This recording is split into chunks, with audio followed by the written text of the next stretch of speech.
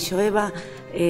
o noso traballo comeza formulando unha pregunta, é únicamente unha cuestión de austeridade e a finalidade fundamental que temos é abordar os retrocesos que se están levando a cabo actualmente nas políticas de xénero en España e explorar se a crise económica é a única variable importante en ditos retrocesos. Para contextualizar un pouco, queríamos comezar sinalando que a igualdade de xénero entra na axenda política internacional aproximadamente nos anos 70 como un problema público e isto é así en parte ou gracias ás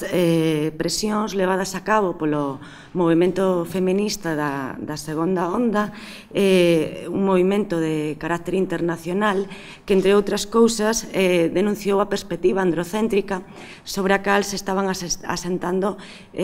os estados de benestar que comenzaron a deseñarse tras a Segunda Guerra Mundial. Nos non afondaremos nesto, pero antes xa se puido falar un pouco sobre este tema. Deste xeito, en base a estas presións, a partir da década dos 70, como vos digo,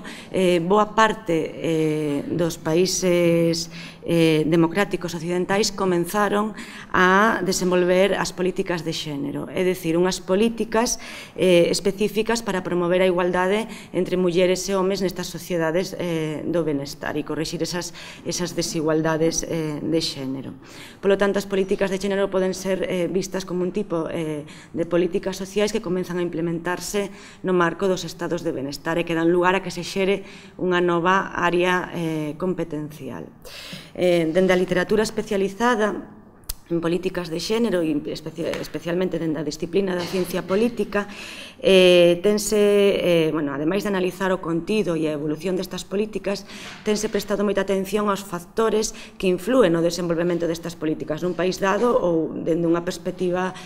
comparada. Por un lado, tense prestado moita atención a factores vencellados co papel de determinados actores, como, por exemplo, a presenza de movimentos feministas, a presenza dos denominados organismos de igualdade, organismos específicos dentro das administracións que promoven estas políticas, a presenza dunha masa crítica de mulleres nos parlamentos, é dicir, a medida que aumenta o número de mulleres nos parlamentos, obsérvase que os estados promoven en maior medida a igualdade entre mulleres e homes. Outra variable tamén importante é a presenza dos partidos políticos de esquerdas ou partidos políticos socialdemócratas, chegándose á conclusión de que promoven en maior medida estas políticas que os partidos conservadores. Por outro lado, tamén se ten feito fincapé en factores relativos á estrutura, como a distribución territorial do poder, o cal xa mencionaba antes Marga León, ou incluso nos últimos anos tamén o papel das crises económicas nestas políticas. Ben, se pasamos a centrarnos no caso español, como todos e todas sabedes, a igualdade de xénero entra na axenda política co inicio da democracia, un pouco bastante máis tarde que no resto dos países, a partir de 1978, e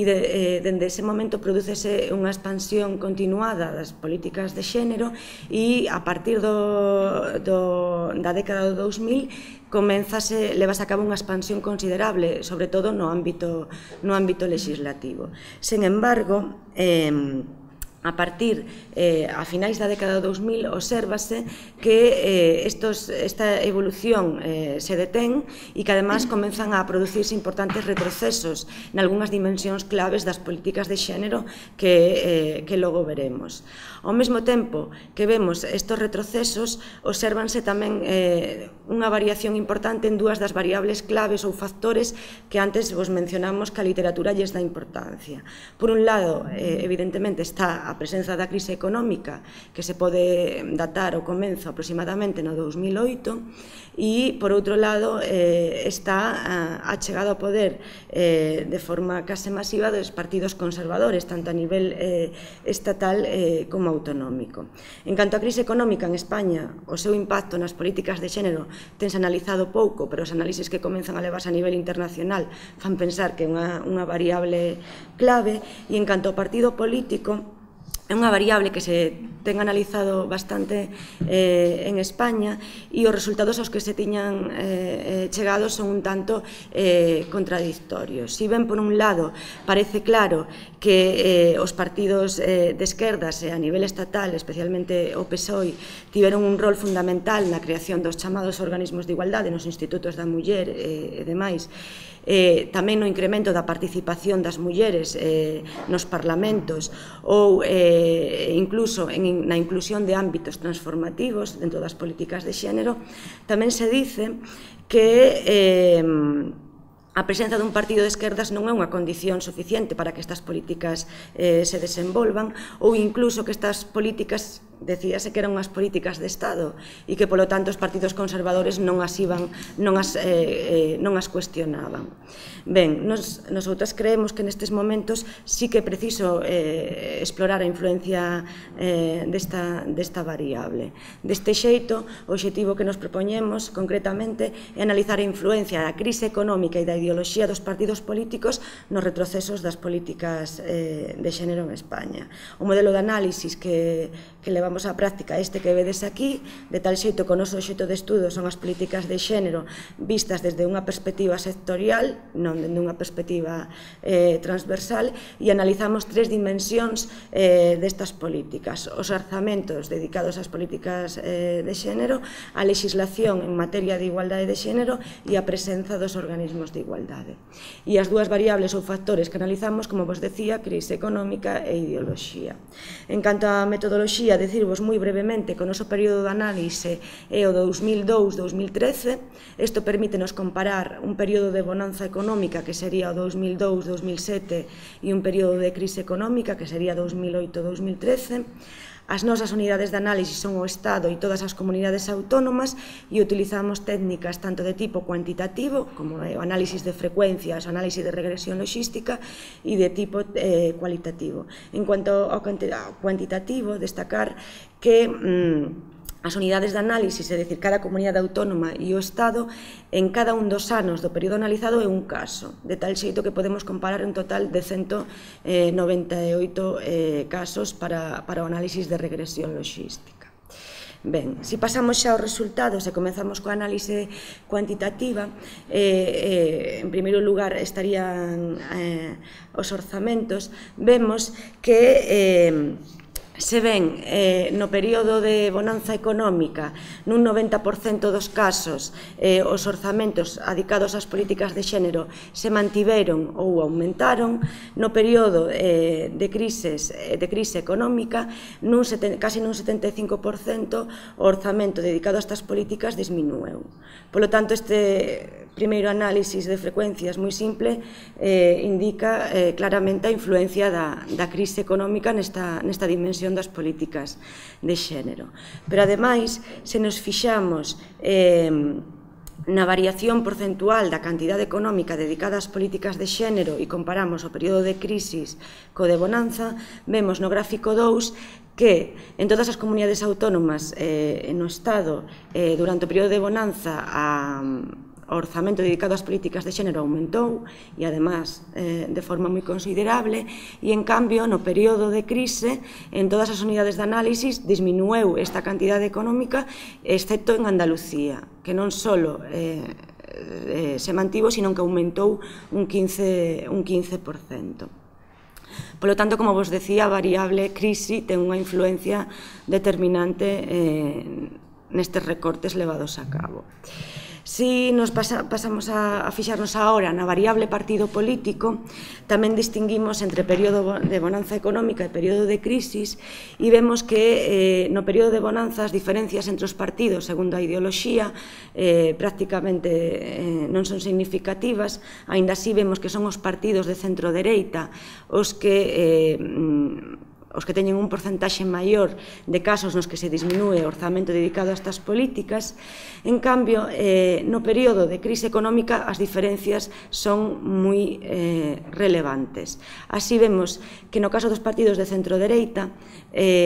hai un 94% de casos nos que se disminúe o orzamento dedicado ás políticas de xénero. Se nos fixamos nos partidos de centro-esquerda, vemos que este porcentaxe se reduce ao 54,8%, é dicir, hai casi 40 puntos de diferencia. En caso aos partidos que se ubican ideolóxicamente no centro, teríamos que disminúen o orzamento un 69,2%, que sería unha posición intermedia. Polo tanto, parece que a variable ideoloxía dos partidos políticos no goberno si ten influencia no período de crise, e ademais unha influencia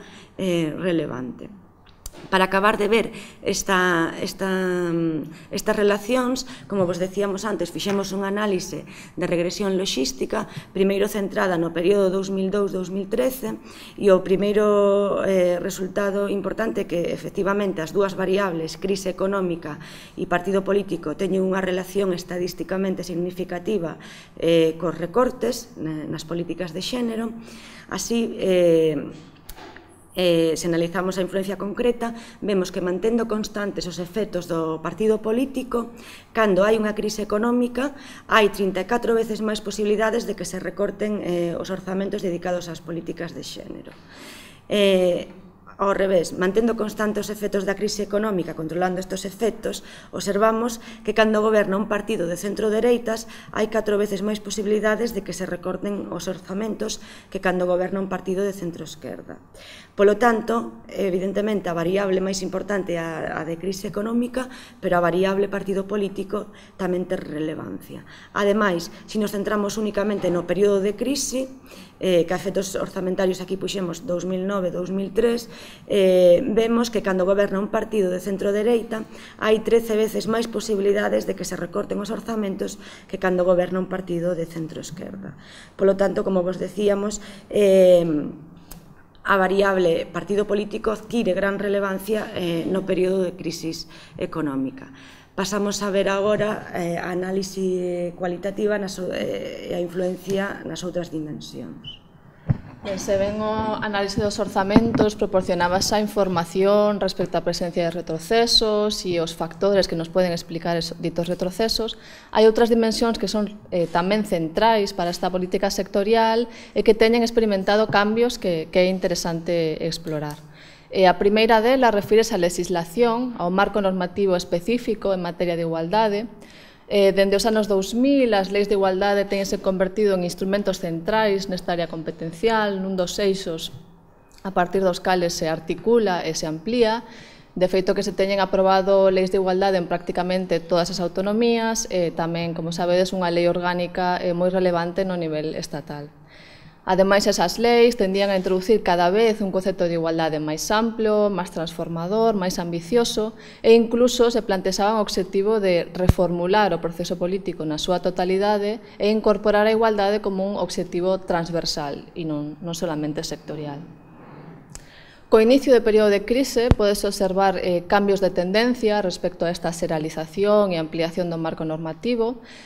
O primeiro cambio fai referencia á paralización de normas que se atopaban en proceso de aprobación ou de elaboración. Así, podemos encontrar exemplos ilustrativos de paralización de normas en casos como galego, onde aínda estaba en proceso de elaboración moi inicial, pero tamén en outras onde chegou a ser proxecto de lei, como é o caso das Illas Baleares,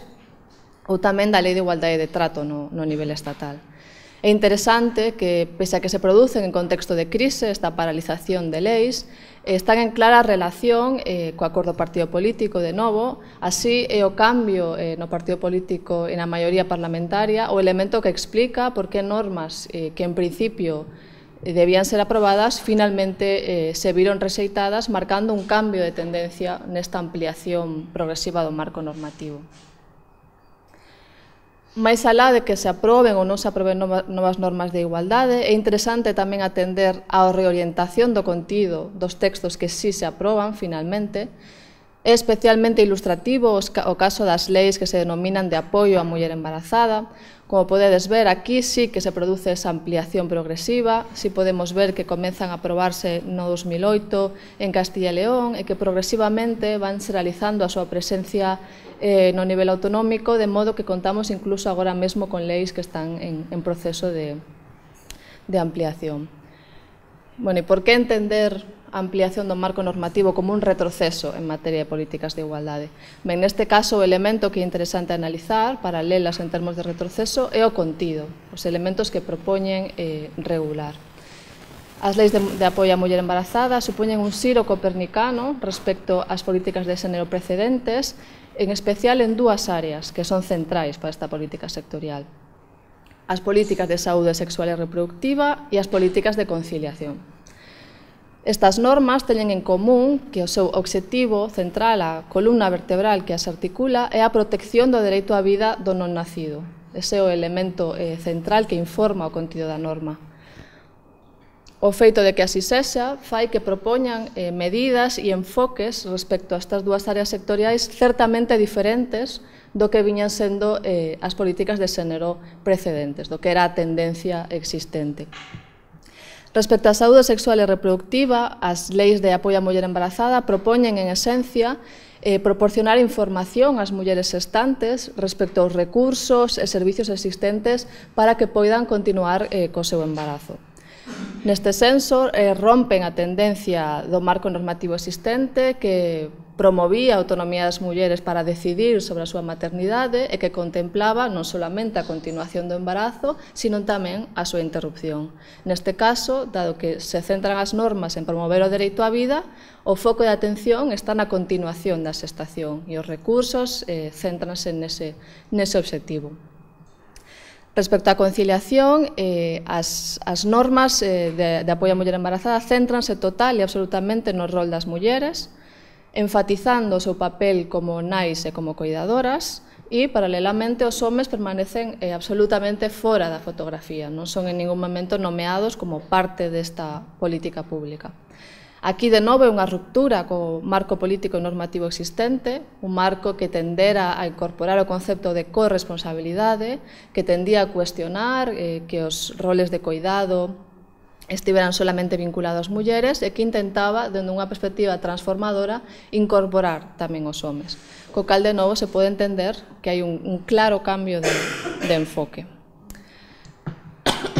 Estas modificacións no contido, estas novas perspectivas, permiten recuperar preguntas que son xa clásicas na análise das políticas de xénero e que invitan a cuestionarse se as políticas de igualdade son sempre feministas, se son sempre transformadoras da realidade das mulleres ou se, polo contrario, poden incluso incorporar os mesmos estereotipos que, en teoría, deberían estar eliminando. No caso destas normas de apoio á muller embarazada, aprobadas en moi diferentes autonomías, parece claro que o concepto de igualdade que as inspira non é en absoluto transformador, mais ben pon en cuestión algúns dos núcleos das políticas de xénero ata o momento, como era a promoción da autonomía das mulleres para decidir sobre a súa maternidade, que neste caso ponse claramente en cuestión, ou a promoción dunha conciliación da vida laboral e familiar dende a perspectiva da corresponsabilidade e da transformación dos roles de xénero. Se ben estas normas se aproban en período de crise, a primeira apróbase no ano 2008, están claramente vinculadas ao factor que comentábamos con anterioridade, que é a cor do partido político que se atopa no goberno nese momento de aprobación. Así, coa excepción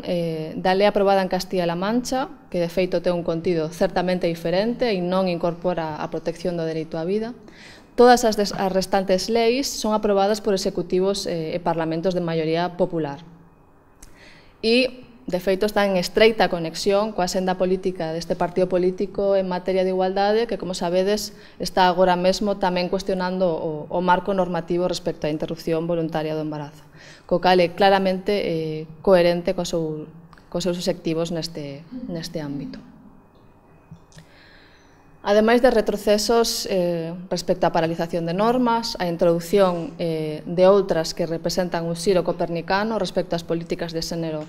que se viñen desenvolvendo no contexto español. Tamén é interesante analizar os organismos de igualdade, cal ter sido a evolución máis recente.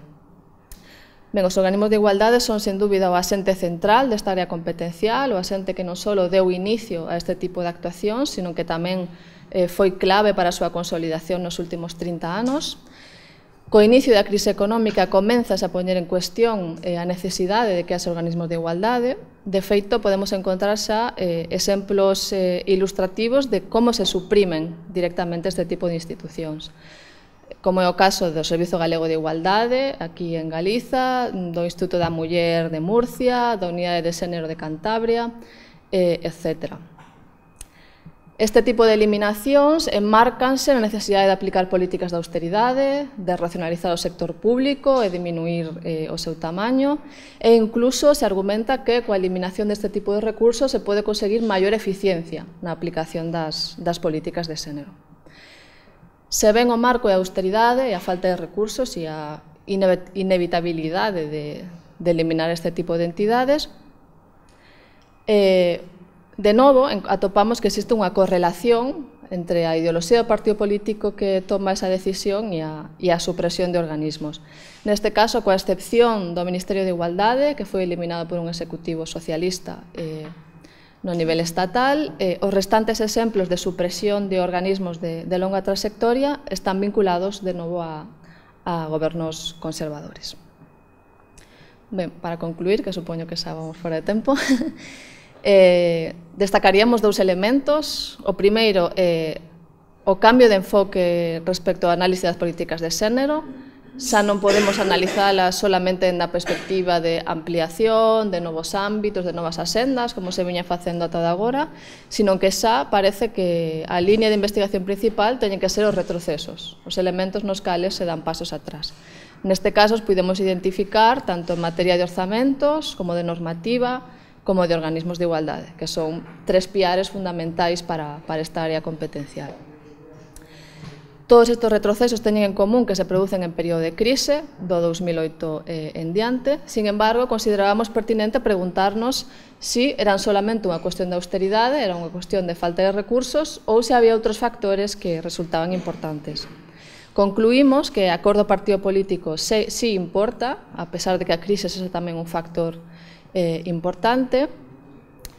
que no caso dos orzamentos a probabilidade de que se recorte se incrementa cando hai un goberno conservador e que no caso de normativa e de organismos claramente os retrocesos están vinculados ao cor político do partido que se atopa no goberno. Neste sentido, propoñemos que é interesante contemplar a crise económica como unha ventá de oportunidade que está permitindo poñer en cuestión un ámbito competencial que se encontraba claramente consolidado e que parecía intocable, aínda que os datos máis recentes indican que non é así. Nada máis, moitas gracias.